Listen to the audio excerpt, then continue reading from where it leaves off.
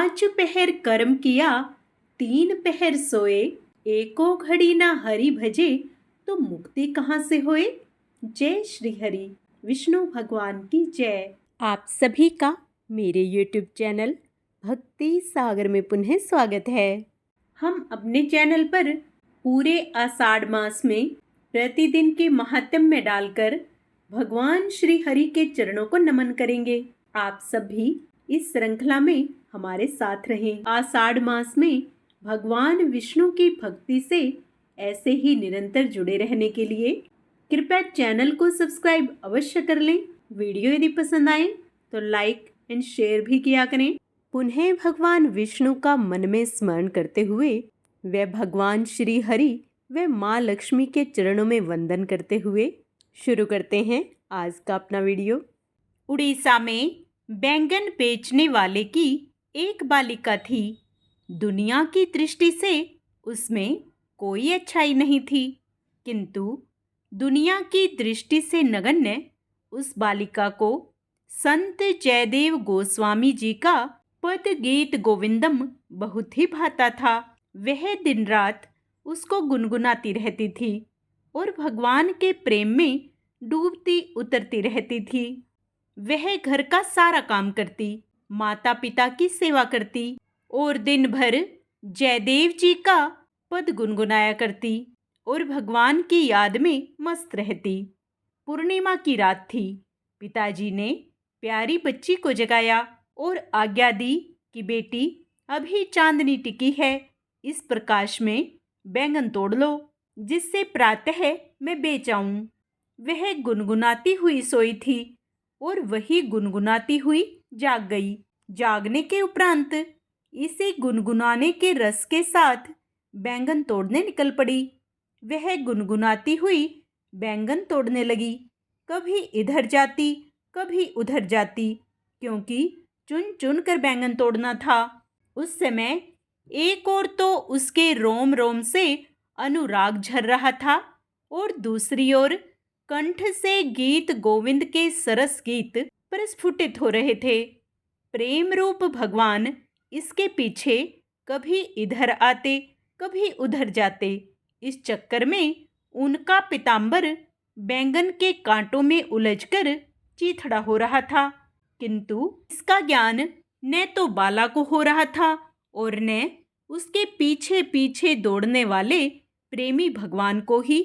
विश्व को इस रहस्य का पता तब चला जब सवेरे भगवान जगन्नाथ जी के पट खुले और उस देश के राजा पट खुलते ही भगवान की झांकी का दर्शन करने पहुँचे।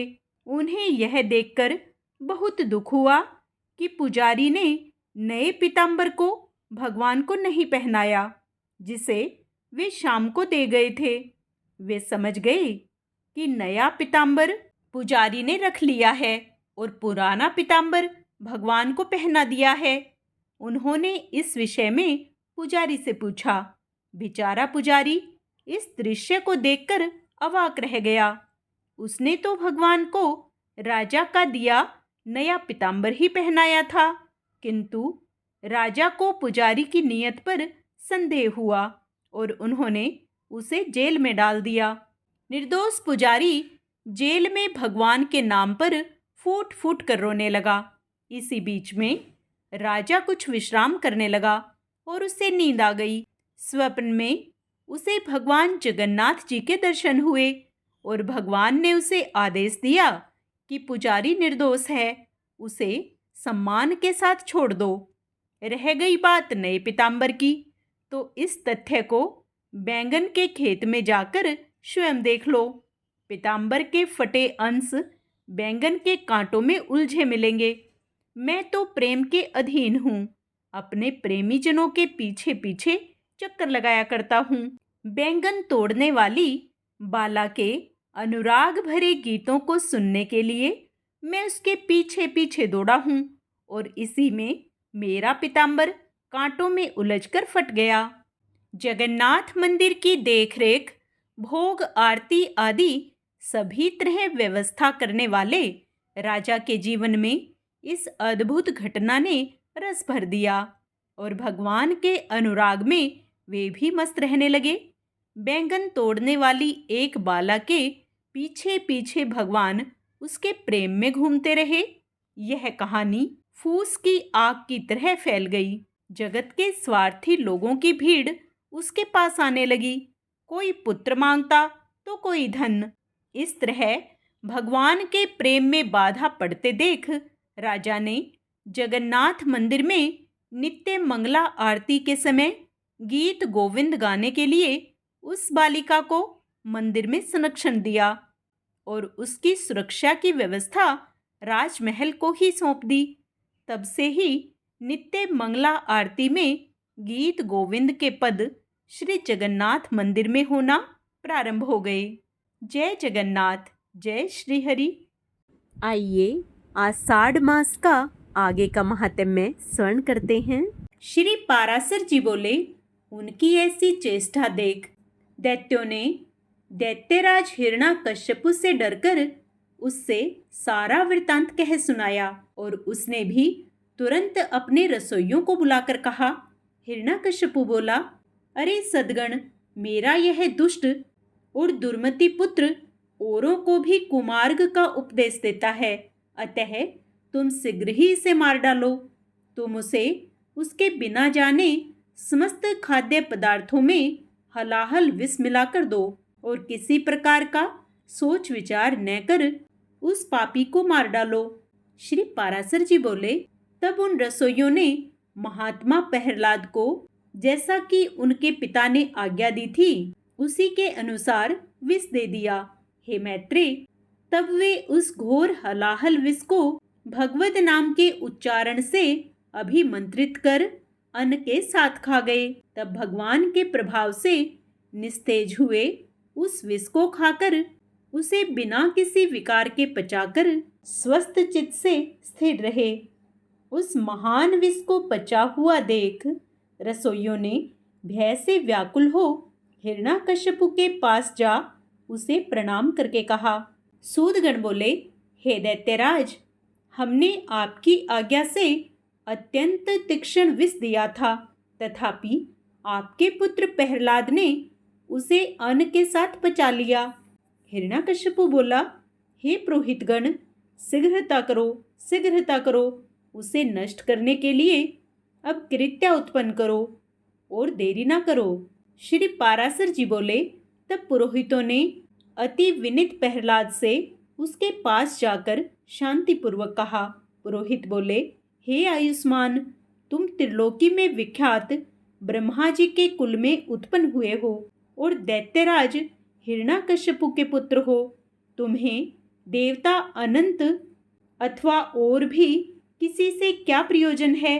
तुम्हारे पिता तुम्हारे तथा संपूर्ण लोकों के आश्रय हैं और तुम भी ऐसे ही होगे। इसलिए तुम यह विपक्ष की स्तुति करना छोड़ दो। तुम्हारे पिता सब प्रकार प्रशंसनीय हैं और वे ही समस्त गुरुओं में परम गुरु हैं। प्रहलाद जी बोले, हे महाभागगण, यह ठीक ही है। इस संपूर्ण त्रिलोकी में भगवान मरीचि का यह महान कुल अवश्य ही प्रशंसनीय है। इसमें कोई कुछ भी अन्यथा नहीं कह सकता और मेरे पिताजी भी संपूर्ण जगत में बहुत बड़े पराक्रमी हैं, यह भी मैं जानता हूँ। यह बात भी बिल्कुल ठीक है, अन्यथा नहीं। और आपने जो कहा कि समस्त गुरुओं में पिता ही परम गुरु हैं, इसमें भी मुझे लेस मात्र संशय नहीं है। पिताजी परम गुरु हैं और प्रयत्न पूर्वक पूजनीय हैं, इसमें कोई संदेह नहीं। और मेरे चित्त में भी यही विचार स्थित है कि मैं उनका कोई अपराध नहीं करूँगा।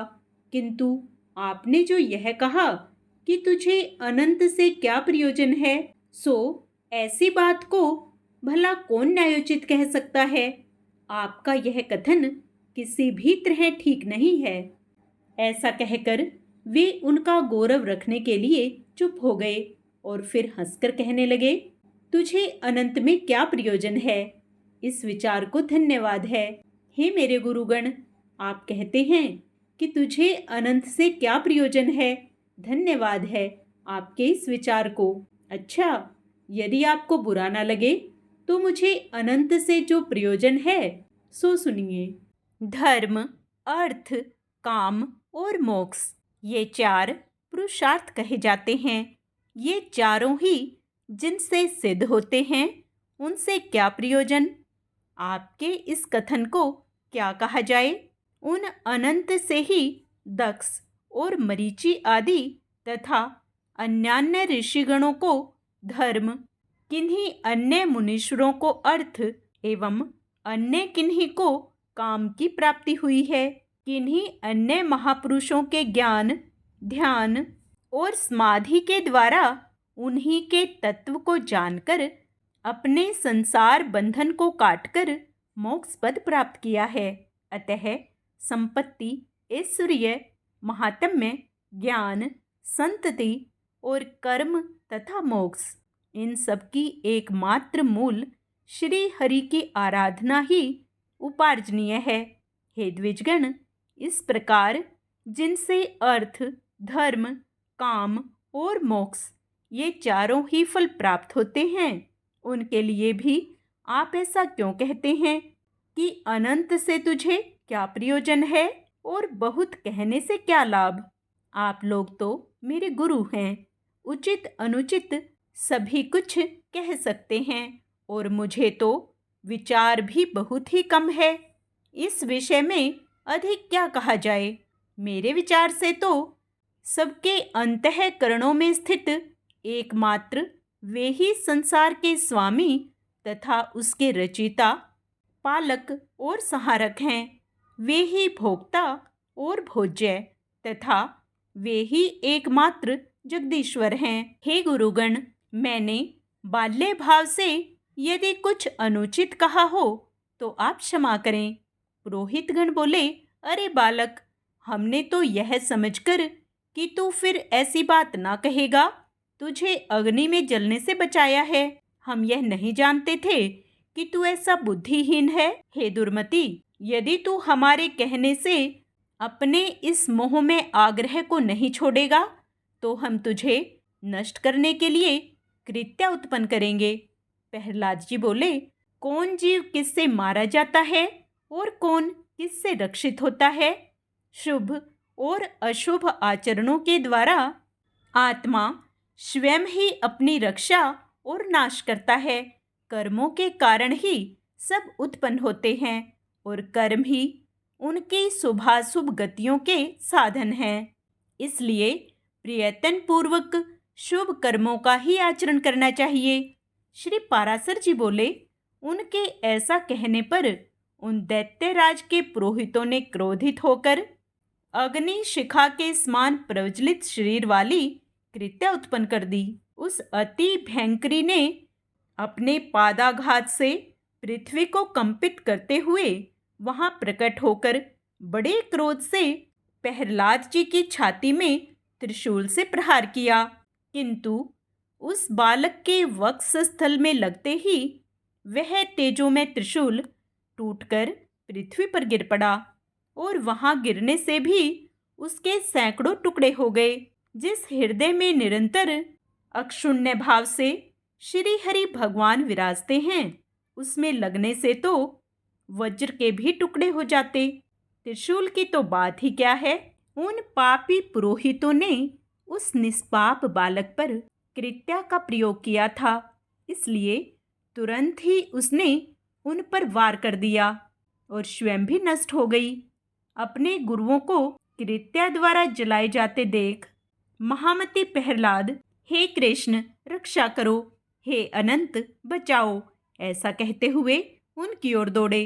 प्रहलाद जी कहने लगे, हे सर्वव्यापी विश्वरूप विश्व सृष्टा जनार्दन, इन ब्राह्मणों की इस मंत्राग्नि रूप दुसह दुख से रक्षा करो।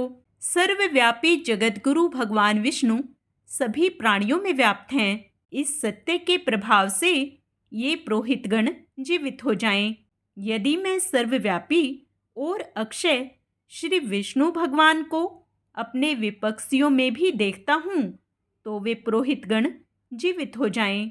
जो लोग मुझे मारने के लिए आए, जिन्होंने मुझे विष दिया, जिन्होंने आग में जलाया, जिन्होंने दिग्गजों से पीड़ित कराया और जिन्होंने सर्पों से डसाया, उन सबके प्रति यदि मैं समान मित्र भाव से रहा हूँ और मेरी कभी पाप बुद्धि नहीं हुई, तो उस सत्य के प्रभाव से ये दैत्य पुरोहित जी उठें। श्री पराशर जी बोले। ऐसा कहकर उनके स्पर्श करते ही वे ब्राह्मण स्वस्थ होकर उठ बैठे। जय श्री हरि। आज का अध्याय यहीं समाप्त होता है। आगे का अध्याय हम अपने कल के वीडियो में करेंगे। पूर्ण पुण्य लाभ प्राप्त करने के लिए आप उसे भी अवश्य श्रवण करें। आइए अब विष्णु चालीसा का पाठ करते हैं। विष्णु सुनिए विनय, सेवक की चितलाए, कीरत कुछ वर्णन करूं, दीजिए ज्ञान बताए।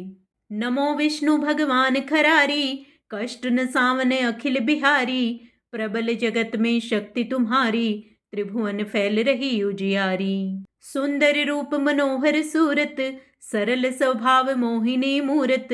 तन पर पीतांबर अति सोहत, बैजंती माला मनमोहत।